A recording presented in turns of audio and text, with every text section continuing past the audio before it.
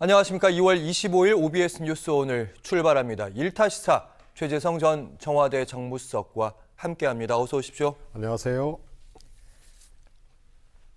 헌법재판소의 윤석열 대통령 탄핵심판 11차 변론기일이 오늘 오후 2시부터 진행되고 있습니다.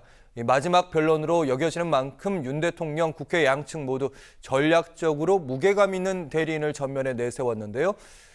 윤 대통령이 오늘 최후 변론에서 어떤 메시지 내놓을지까지 주목이 됩니다. 먼저 정치권의 목소리 듣고 오겠습니다. 12월 3일 이후 악몽과도 같았던 시간들도 이제 끝나갑니다. 헌법재판소가 국민의 힘과 극우 세력들의 외압에 흔들리지 말고 오직 헌법과 상식에 근거해 합리적인 결정을 내려주실 걸 당부드립니다. 이대로 헌재가 탄핵 선고를 내리면 이미 탄핵 찬반으로 갈라진 나라가 더 큰 갈등 속에 빠지지 않을까 걱정됩니다. 지금 헌재는 국민의 신뢰를 상실하고 있습니다. 법치에 입각한 공정한 절차를 어겼기 때문입니다. 네, 지금 헌법재판소에서는 대리인단의 최종 변론이 이어지고 있습니다. 그리고 그게 다 끝나게 되면 이제 최후 진술까지, 특히 윤 대통령이 어떤 얘기를 마지막으로 남기게 될지 모두가 궁금해하고 있습니다. 대체로의 반응은 야당의 패악질로 계엄을 일으킬 수밖에 없었다. 계엄의 정당성까지 계속해서 반복하지 않을까 이렇게 예측을 하고 있는데, 국민의힘 내부에서는 내심 사과도 좀 있고 아니면 좀 태도, 자세 변화도 좀 있었으면 좋겠고 통합의 메시지까지 나왔으면 좋겠다, 이런 바람도 있는 것으로 보입니다. 그야말로 이제 바람일 텐데요. 우선은 최후 변론은 그동안 윤 대통령이 주장했던 것을 다시 이야기하는 정도 수준이라고 봅니다.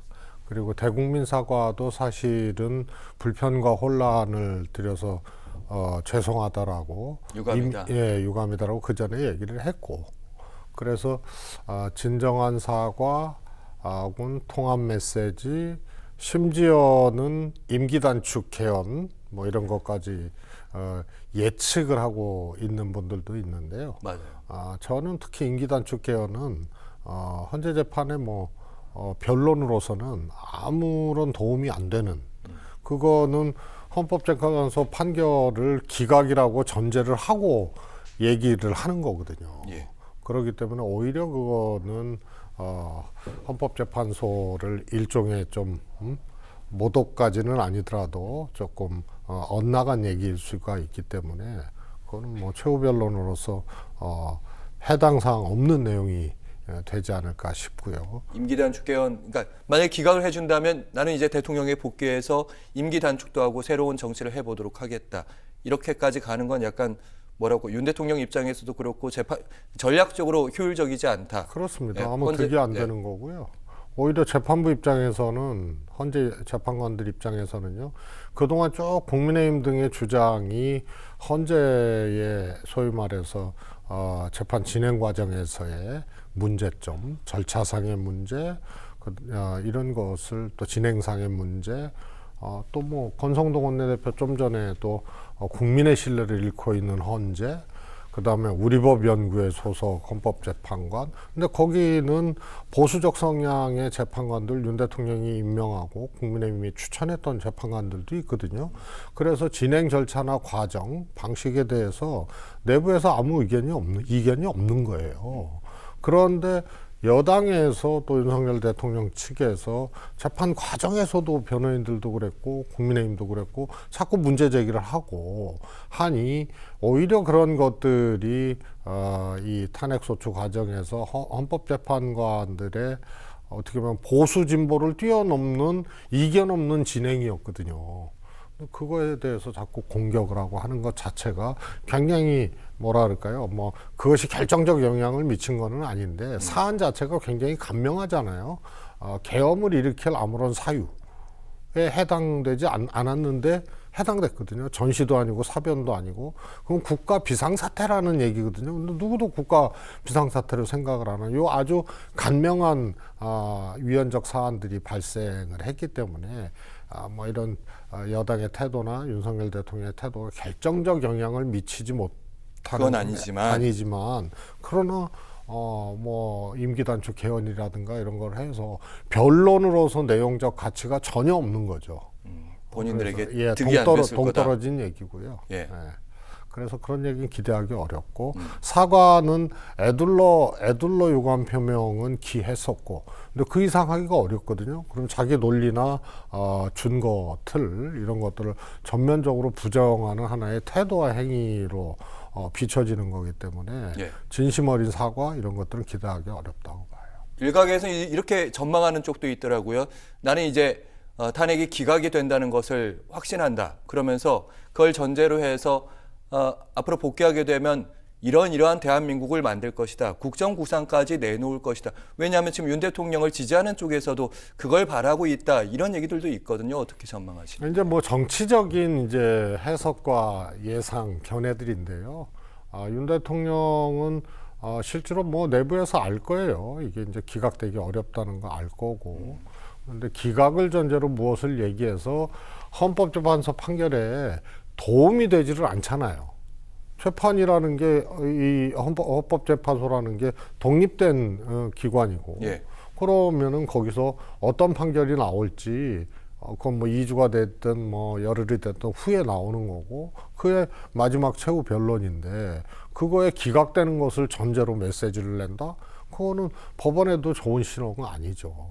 헌법재판소에도. 대신 이제 윤 대통령의 복귀를 바라는 지지층의 입장에서는 윤 대통령이 그런 국정구상을 발표하게 되면 희망을 가질 수 있는 메시지가 아닐까 해서. 왜냐하면 지금까지 윤 대통령이 지지해주는 세력에 감사 편지도 보내고 특별히 신경을 쓴 흔적들이 많이 보이거든요. 네, 어떻게 보시나요? 아니 그거는 헌법재판 과정하고 이 탄핵소추 과정하고는 무관하게 메시지를 냈던 거고요. 예. 최후 변론이라는 것은 물론 이제 국민들이나 뭐 여론을 향해서 하는 내용도 포함될 수 있지만 자신의 탄핵이 기각돼야 된다 이런 이제 자기 주장을 마지막으로 하는 것이 주 내용이기 때문에 그거 뭐 지지층에게 희망을 주기 위해서 뭘 한다 이런 것은 윤 대통령 스스로가 아마 생각하지 못하고 있는 사항이고요. 그건 실익이 없는 거죠. 득이 되지는 않을 것이다 이런 말씀하셨고요. 윤 대통령의 탄핵 심판 마지막 변론에 대해서 여야의 표정은 극명하게 엇갈리고 있습니다. 국민의힘 내부에서도 입장이 엇갈리고 있다고 합니다. 사실은 대체적인 입장, 목소리가 큰 분들은 주진우 의원 같은 분들이에요. 읽어보도록 하겠습니다. 공수의 영장 쇼핑은 사기다. 공수가 중앙지법이 아니라 서부지법의 체포영장, 구속영장 그래서 받았다는 얘기입니다. 이 주장을 반복하고 있고 이 쇼핑이 없었으면 탄핵 심판도 헌재 맘대로 안 됐을 것이다. 이 문장도 좀 저는 진짜 저거는 이해가 안 되는 얘기예요. 아시다시피 박근혜 대통령은 구속되지 않은 상태에서 탄핵 심판을 받은 거 아니에요? 그래서 그때 검찰에서 시한부 기소 중지를 했다고요. 박근혜 대통령은 조사에 응하지도 않았고 예. 최순실 등등이 이제 뭐 수사받고 이제 구속되고 그런 상태에서 탄핵 심판을 받았지만 이게 이제 내란죄는 아니지만 임기 중에 소추되지 아니한다 이런 것 때문에 국회에서 탄핵은 됐어도 대통령의 직무는 정지되고 직위는 유지되는 상태에서의 박근혜 대통령은 등등등의 법으로 예. 이 기소를 할 수가 없거든요. 그래서 시한부 기소 중지를 한 거예요. 예. 그래서 그러면은 형사 재판하고 탄핵 심판하고 정말 다른 트랙이거든요. 그런데 구속이 안 됐으면 체포가 안 됐으면 헌재 마음대로 안 된다는 얘기는 뭐 형사 재판에서는 구속이냐 불구속이냐가 큰 분수령이 될 수가 있어요. 근데 탄핵 심판에서는 박근혜 대통령의 경우에도 그랬고 구속되지 아니하는 상태에서 탄핵 심판을 받는다라는 게 뭐 무슨 상관관계가 있는지 모르겠어요. 저희가 중점적으로 다룰 부분은 그런 부분입니다. 공수의 영장 쇼핑 사기 이 부분은 아마 주진우 의원뿐만 아니라 사실은 나경원 의원도 그렇고요. 그리고 대표적으로 친윤이란 윤상현 의원도 한 목소리를 계속해서 내고 있는 다수의 목소리고 소수의 목소리는 최재형 국민의힘 의원 같은 경우도 뭐 대통령의 구국의 결단 아무리 포장을 할지라도 탄핵은 불가피한 상황이다. 이 얘기에 힘을 보태는 의원들은 이제 조경태 의원 정도, 나머지 소수의 의견은 아직 국민의힘 내부에서 그렇게 많이 보이지 않고 있습니다. 아니, 구분해서 봐야 되는 거거든요. 구속이냐 아니냐의 문제는, 그러니까 영장의 문제죠. 이거는 헌법재판소 탄핵소추 과정하고 전혀 상관없는 문제예요. 그건 형사재판 과정에서 체포해서 구속되느냐 안 되느냐의 문제. 그래서 불구속 상태의 수사와 기소하고 구속 상태의 수사와 기소하고는 차이가 크거든요. 아시다시피 구속영장에는 도주, 증거인멸의 우려, 그 다음에 사안의 중대성, 사안이 얼마만큼 충분히 소명됐느냐. 그러면 소명되어진다고 보여지면 구속이에요. 예. 도주의 염려가 없어도. 예. 그래서 이건 형사재판에 해당하는 문제거든요. 탄핵소추하고는 전혀 상관없는 기준이죠. 구속이냐 불구속이냐가. 그래서 박근혜 대통령이 그랬던 거고요. 그래서 영장 쇼핑 문제도 탄핵 문제하고는 일단 다른 트랙이다. 형사재판의 문제다. 그러면은 그 영장 청구를 중앙지검에는 사실은 지법에는 구속영장 청구나 체포영장 청구를 한 게 아니거든요. 예. 통신영장, 압수수색 영장. 압색영장 예. 이 청구를 한 거예요. 예, 그렇게 기억이 나요. 예. 그래서 그러면은 통신영장이나 압색영장을 이 청구했던 중앙지법하고 달리 왜 체포영장은 서부지법에 했냐는 문제인데요. 저는 그럴 수 있다고 보고요. 영장을 청구하는 법원은 사건의 관할지라든가 또 피의자의 어떤 뭐 거주지라든가 그런 예. 것은 선택해서 그거는 이 검찰에서 혹은 공수처에서 청구를 할 수가 있는 거죠. 그래서 하등 제가 보기에는 문제가 없다고 보고요. 다만 예. 국회에서 공수처 파견 직원이 이번 청문회에서 국조에서 답변 과정에서 영장 청구한 사실이 중앙지법에는 없다.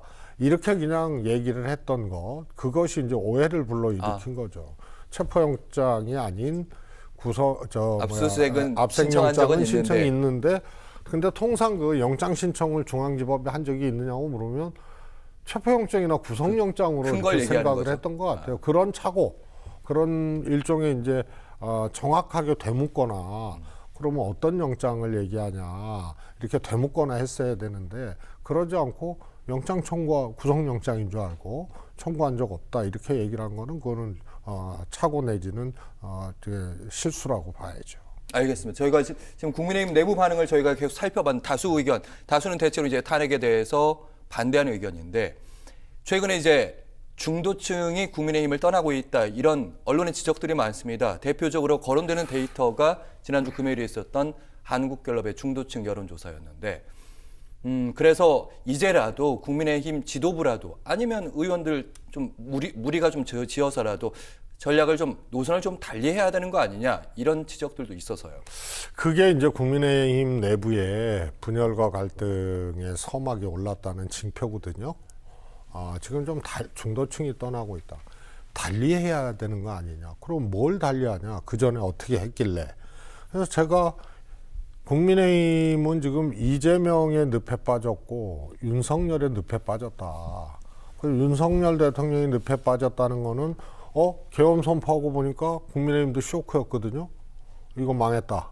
이렇게 본 거고요. 그리고 국회에서 탄핵이 통과될 때까지만 해도 망했다고 생각을 했는데 보수가 결집을 해서 여론조사 사항에 생각지도 못한 결집 효과가 조사에 반영이 돼서 민주당하고 정당 지지도가 똑같고 윤 대통령이 예. 완전히 급락했던 호감도가 40% 이상 같은 각종 조사들이 이제 나왔거든요. 저 이해가 안 가는 측면이에요. 네. 왜냐하면 그러니까 국민의힘의 지지층이 윤 대통령 지키자 쪽으로 강성 지지층 이렇게 뭉치고 이런 부분에 대해서 국민의힘 쪽 의원들이 예측을 못했다 그 말씀. 그렇죠. 그래서 늪에 빠진 거예요. 소위 말해서 물 들어올 때 노젓자. 생각지도 못한 지금 물이 들어왔거든요. 그게 박근혜 대통령 경우에는 대통령 지지율 한 자릿수. 당시 새누리당인가요? 거기 지지율 10% 후반대. 이렇게 급락을 했어요. 국민의힘도 20%까지 급락을 했다가 지금 민주당보다 앞서는 결과들이 많았죠. 뭐 크로스가 났거나 최소한 이제 박빙 상황이거든요. 그러니까 본인들도 생각 못한 거예요. 그런데 극우 폭력 사태들이 또 일어났잖아요. 서부지원 이 난동이라든가 이런 것들이 일어났고 주장이 탄핵 반대. 그 다음에 서부지법 그 폭력 사태. 그래서 이런 것에 그냥 확 편승해서 집회도 나가고 많이 모이니까 그냥 깜짝 놀라고 지지율 오르고 결집하니까 또 깜짝 놀라고 그래서 윤 대통령 늪에 빠진 거예요. 그래서 반드시 그거는 중도층이 떠나거나 다수 국민들에게 점수를 딸 수 있는 그런 게 아닌데 거기에 그냥 빠져버린 거고요. 그걸 다시 깜짝 놀라서 중도층 떠났네. 지지율이 뭐 이러다가 더 내려가겠네라는 이제 징후들이 보이니까 야 달리 가자 이러면은 이렇게 주장을 이 극우적인 주장, 폭력적인 주장에 편승했던 그런 친윤 중심의 의원들과 이건 스탠스를 바꿔야 된다 이렇게 하면 안 된다라고 하는 정치인들과 내가 보기에는 그거는 갈등이 생기게 되는 거죠. 그래서 분열의 서막이에요. 분열의 서막이라고 내용적 하셨는데 분열의 서막이죠. 약간 어정쩡한 지도부 자체도 어정쩡한 태도를 취하고 있다 최근에 윤 대통령이 지키는 듯하면서도 또 조기 대선 준비하는 거 아니냐. 방금 그래서 중도층 얘기를 저희가 했는데 초창기에 국민의힘 지지층이 이렇게 결집할지 아무도 몰랐잖아요. 근데 결국 결집을 했단 말이죠. 그럼 지금 최 전 정무수석께서는 중도층 민심이 지금 여론조사상에서 빠져나가는 여론조사가 지금 사실은 갤럽 조사 정도 하나가 나오고 나머지 여론조사는 크게 흔들리진 않는데 중도층이 결국은 국민의힘을 등을 돌릴 것이다. 이쪽 방향으로 갈 것이다. 이렇게 전망하시는 거예요. 확실하게. 그러니까 조사는 추이를 보는 게 제일 중요하잖아요. 네. 그래서 계엄 직후에 정당 지지율, 그다음에 국회에서 탄핵 통과된 이후에 그다음에 소위 말해서 민주당 지지율과 크로스가 났을 때 국민의힘이 다시 민주당을 앞섰을 때 그리고 지금 다시 탄핵 찬성과 반대 이것이 거의 박빙으로 갔다가 제가 보기에는 15, 16% 차이로 탄핵 찬성이 더 높게 이제 나타나는 최근 조사들 MBS 조사라든가 갤럽 조사라든가 이런 것들이 이제 연이어지고 있어요. 그러니까 이게 급락했다가 결집했다가 탄핵 반대, 탄핵해서는 안 된다 이런 것이 굉장히 기승을 부리다가 그 다음에 지금은 좀 내려가는 상태거든요. 그래서 이런 추이가 있어요. 이것을 관통하는 거는 극우 폭력적인 주장에 편승한 국민의힘 가지고 다수의 국민들의 지지를 받기는 어렵다는 것이 이제 현 상황으로 봉착이 된 거예요. 근데 헌재 판결이 만약에 인용으로 나잖아요. 그러면 윤 대통령하고 거리를 둘 수밖에 없는 그런 기류로 갈 텐데 그거에 대해서 저하거나 안 된다라고 하는 이제 의원들이 또 있죠. 친윤계 중심으로. 그러면은 그게 이제 갈등이라는 얘기고요. 또 하나 이재명의 늪에 빠졌다는 거는 이렇게 결집한 게 계엄은 계엄이고 대선은 대선이다. 계엄 딱 선포해가지고 쇼크를 딱 먹어서 지지율이 급락하고 했었는데 이게 회복이 되네? 그거는 반 이재명 정서. 이것이 굉장히 강하고 넓다. 그래서 계엄은 잘못됐지만 대선에서 이재명을 대통령으로 이거에 대한 강력한 반감이 또 보수층의 결집을 가져왔다. 그래서 지지율 올라왔다. 그래서 그냥 지금도 이재명 대표만 때리고 있어요. 그런데 아시다시피 조기 대선이 치러진다면 대통령 선거는 정상적인 조기 대선 말고 정상적인 대통령 선거는 총선은 그 정권에 대한 평가가 강력하게 관통하는 거고 대선은 그래서 전망적 투표라 그러거든요. 총선은 회고적 투표, 정권에 대한 판단. 그런데 조기 대선은 이 두 가지가 섞이는 거예요. 정권에 대한 윤석열 정권에 대한 판단. 그러니까 이게 탄핵이 돼서 조기 대선 하는 거 아니에요? 이게 강력하게 작동하면서 그 다음에 인물 중심의 선거 경향이 강한 거예요. 대통령 선거. 그래서 전망적 선거 요소가 같이 있는데 국민의힘은 이재명 때리는 것만 해. 그럼 거기에 어떤 인물 중심에 대한 평가가 나오고 또 전망적인 투표 행위를 하는데 무슨 도움이 되겠어요. 그래서 이재명의 늪에 빠진 거고 지지율이 결집하고 올라간 것을 윤석열의 늪에 빠지고 이재명의 늪에 빠진 걸로 지금 그 상태로 상당 정도 지금 이 물 들어올 때 노젓자는 식으로 편승해서 간 거예요. 근데 이게 이제 후과를 지금 겪게 되는 그런 두 개의 늪에서 이제 지금 어려움을 이제 겪기 시작하는 거죠. 윤석열의 늪, 이재명의 늪에 빠져서는 안 될 것이다. 당 내부에서 분열의 서막이 오를 것이다. 이런 말씀했고요. 저희가 오랫동안 잊혀진 이름이 최근에 다시 부각되고 있습니다. 명태균 게이트입니다. 명태균 씨와 김건희 여사가 직접 통화를 나누는 대화 녹음 파일이 언론사를 통해 공개가 됐습니다. 그러니까 김영선 공천해줘라. 이걸 이제 윤 대통령이 얘기했던 육성 파일이 나왔었고 이번에 이제 김건희 여사가 직접 그 뒤에 바로 전화 통화를 한 것으로 보이는데 잘 될 거예요. 대상은 이제 김영선. 어떻게 들으셨어요? 일단 윤석열 대통령하고 당시에 명태균 씨의 통화하고 지금 공개된 김건희 여사와 명태균 씨의 통화하고 궤를 같이 하잖아요. 윤석열 대통령도 김영선 해주라 그랬는데 말들이 많네. 그래서 잘 될 거라고 얘기를 했고 그러니까 평생 잊지 않겠습니다라고 명태균 씨가 얘기한 거나 지금 김건희 여사가 얘기한 거나 같은 얘기거든요. 예. 그래서 저거는 이제 결정적인 어떤 이제 일종의 증거라 그럴까요? 그런 것들이 나온 건데 저거는 공천에 개입했다는 거거든요. 그 다음에 총선 이후로는 뭐 절연을 했다라고 얘기를 하는데 그렇지 않은 흔적들도 또 나오잖아요. 요게 하나 있고요. 그 다음에 저거는 명태균 게이트는 한마디로 불법 선거 게이트다. 당내 선거, 당내 공천을 포함해서 그다음에 지자체 선거, 또 본선까지 한마디로 불법 선거 게이트이기 때문에 다른 등장인물들이 있는데 이게 다 거물들이죠. 지금 거론되고 있는 오세훈, 홍준표, 뭐 이준석 대표까지도 거론이 되고, 그 다음에 지자체장으로서는 이 박완수, 그 다음에 강원도 김진태. 그래서 이게 대한민국 정치사에서 이 정도 규모의 전무후무한 불법 선거 게이트, 또 이런 연관 이런 것들이 없었어요.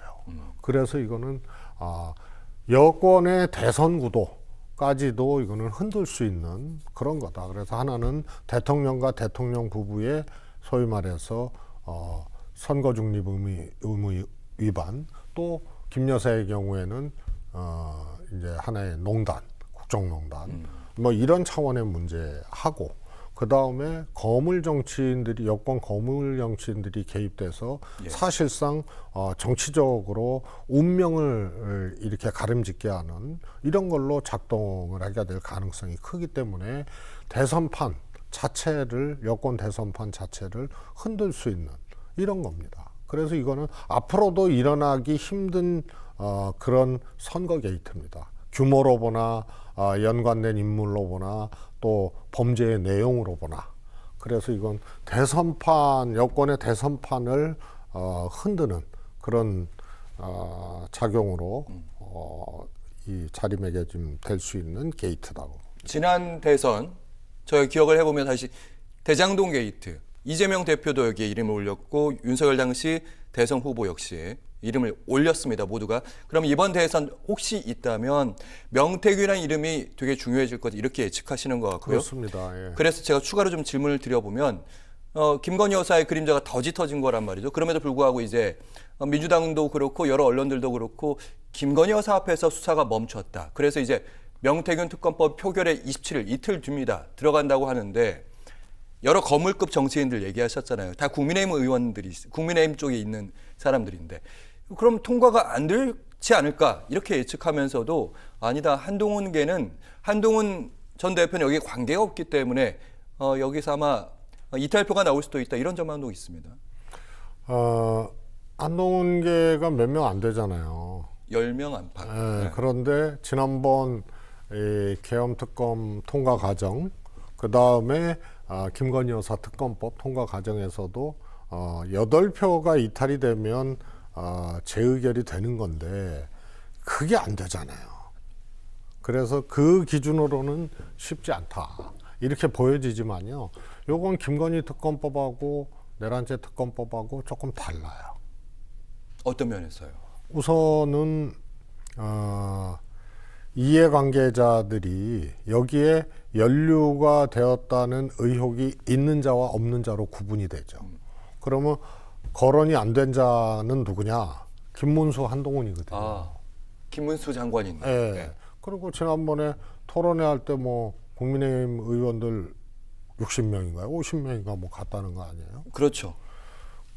그런데 김문수가 1등하고 있는 지지율을 보이지만 불안하거든요. 이게 강성 지지층, 국민의힘 강성 지지층, 윤석열 대통령 지지층, 이게 이제 상당 정도 김문수로 간 거거든요. 그런데 국민의힘 경선에서 요 지지율 가지고 1등 한다는 장담을 못 하는 거예요. 그래서 이 특검법에 대한 김문수, 한동훈 지지자들의 의원들의 이제 판단 이런 것들이 어떻게 갈지 이게 이제 관전 포인트고요.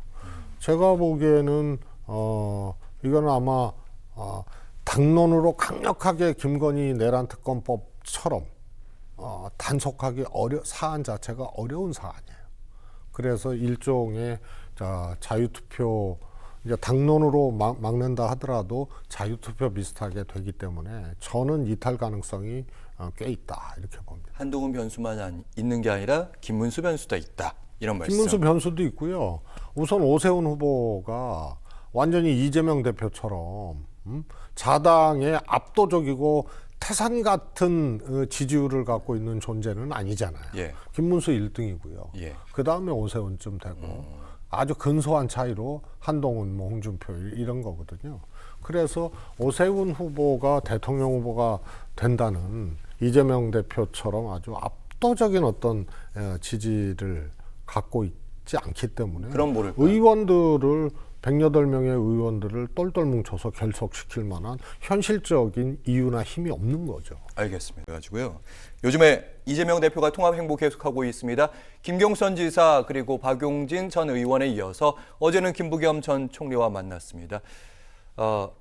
친명계 일부 의원들뿐만 아니라 강성 지지층에서는 흔히 말하는 비명계 수박이라고 부르기도 합니다. 이분들을 껴안거나 함께하기보다는 선을 그어야 되는 거 아니냐 이런 얘기들이 많았었는데 이재명 대표가 통합 행보, 껴안기 행보를 이어가고 있습니다. 어떻게 평가하시는지? 저는 뭐 그거 자체는 잘 하고 있다고 보고요. 그런데 선제적으로 어떤 당내 요구나 또 뭐 김경수, 뭐 김부겸 뭐 등등의 주장에 의해서 움직이는 모양보다 선제적으로 이재명 대표가 했어야 될 거 아니냐 싶고요. 생각보다 빨리 움직인 거 아닌가요?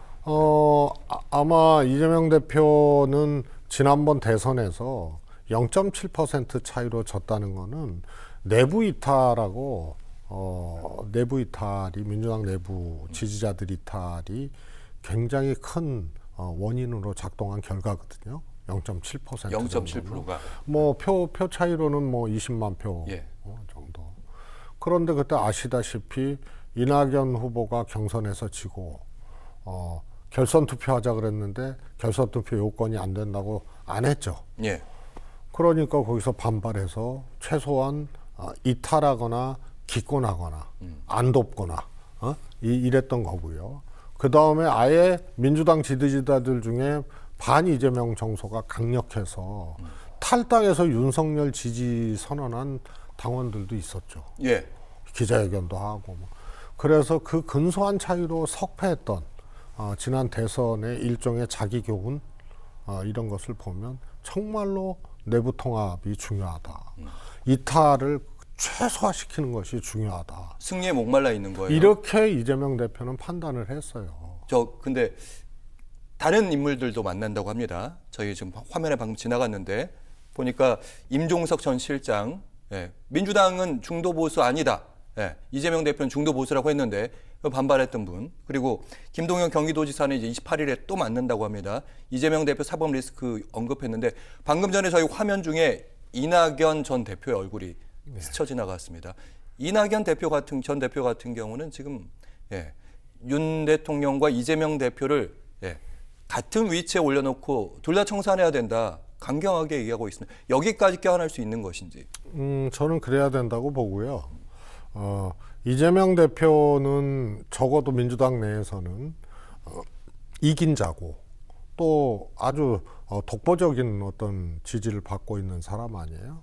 그래서 하늘이 둘로 쪼개지지 않는 한 대통령 후보가 될 것이다라는 그런 민주당의 대통령 후보가 될 것이라는 예측들을 하고 있는 게 어떻게 보면 상식처럼 돼버린 거거든요. 그런 상황에서 대선에서 지고 탈당해서 새로운 정당을 꾸린 이낙연 대표, 저는 손을 내밀어도 안 올 것 같아요. 이낙연 대표가. 이낙연 대표. 예. 그래서 안 내밀 일이 없는 거죠. 그러면 이재명 대표가 손을 내밀어서 예. 그래도 이낙연 대표는 그 손을 잡지는 않을 거니까. 저는 안 잡는다고 보는데요. 예. 그런데 왜 그거에 대해서 머뭇거리고 갈등할 필요가 뭐 있어요? 예. 그래서 통합이라는 거는 민주당의 당내 통합이라는 거는 떠난 자에게까지도 손을 내밀어야 되는 거고요. 그 대표적인 게 이낙연 전 대표죠. 그래서 이재명 대표가 그걸 머뭇거리는 건 일종의 통합의 의미, 정권 교체를 하기 위해서 어떻게 해야 된다는 이런 절실함, 이런 것들이 확인이 되는 마지막 지점이 저는 이낙연 대표 문제라고 봐요. 그래도 오지는 않을 것이다. 0.7%로 졌기 때문에 승리에 목마르고 있다면 손을 먼저 내미는 게 맞다. 하지만 오지 않을 것이다. 모양새가 좋을 것이다. 이렇게 해석했습니다. 마지막 질문 짧게 드리도록 하겠습니다. 이재명 대표가 최근에 중도 보수 우클릭을 하면서 이 법인세는 점점 깎아주고 있는데 월급 거기서 빼내가는 세금만 올라가고 있다. 이거 이래서는 안 된다. 얘기하면서 개편을 얘기하면서 또 한편으로는 법인세 얘기하면서도 기업에 이제 공장 같은 거 지으면 세제 혜택 늘려야 된다. 그럼 이렇게 세금들을 안 걷다 보면 아마 그 방향으로 가게 될 텐데 그러면 지금 안 그래도 세수가 부족하다는데 이런 질문에 봉착할 수밖에 없거든요. 어떻게 보시는지. 늘 복잡한 문제예요. 그래서 이재명 대표는 소위 말해서 기본사회를 얘기를 하면서 세금을 많이 걷어야 된다는 주장을 해왔죠. 그런 게 이제 있었고요. 그런데 이게 또 흔들렸어요. 소위 말해서 중도 확장 우클릭 한다고.